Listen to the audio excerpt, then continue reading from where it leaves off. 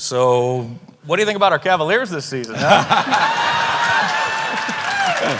That's a good one. Well, since you brought up Jim, let's talk about Jim a touch. You have talked with respect about other players around the league. Jim feels that way about you. Jim Jones is my partner on the radio broadcast for the Cleveland Cavaliers, and I asked Jim a couple of days ago, I said, what kind of teammate was Magic Johnson? And here's what Jim had to say.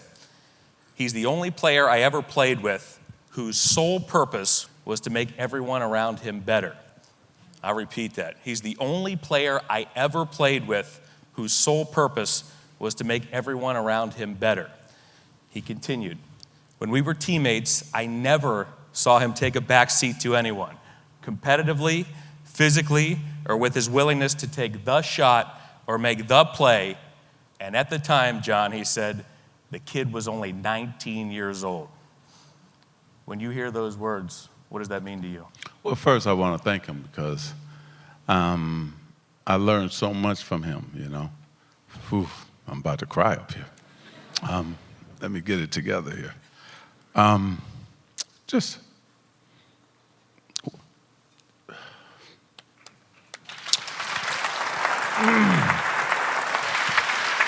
Excuse me. When you have somebody who, when I first came in, didn't know a lot, I knew how to play basketball. I just didn't know how to be a professional yet. And so for him to take me up under his wing and act like a big brother figure, father figure, you know, you owe a lot to different people for making your path successful. And Jim was one of those guys. And so I'm so blessed to have different people in my life to help me become successful. I've never done this. I don't know. It's just Jim is such a good person, such a good person.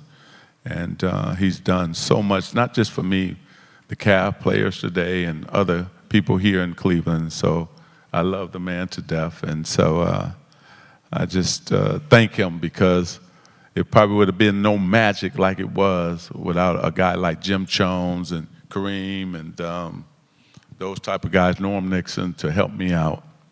I've been just blessed, man, to have just so many positive people in my life, but Jim was the one who started that in the at the professional level and with the Lakers. So you tell him I love him and tell him thank you too at the same time because I owe him a lot.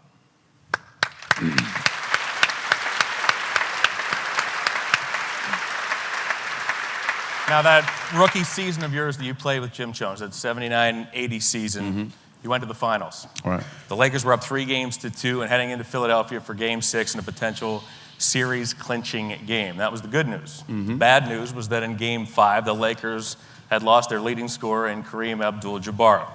The team's center, of course, Abdul-Jabbar, a Hall of Famer. The solution for the Lakers was to put their point guard, Earvin Magic Johnson, at center. Put their point guard at center for that game. Magic went out, he took the tip, and the rest was stuff of legend. Magic, 42 points, 15 rebounds, 7 assists, 3 steals, becoming the first rookie ever to be named the NBA Finals MVP. Oh, thank you.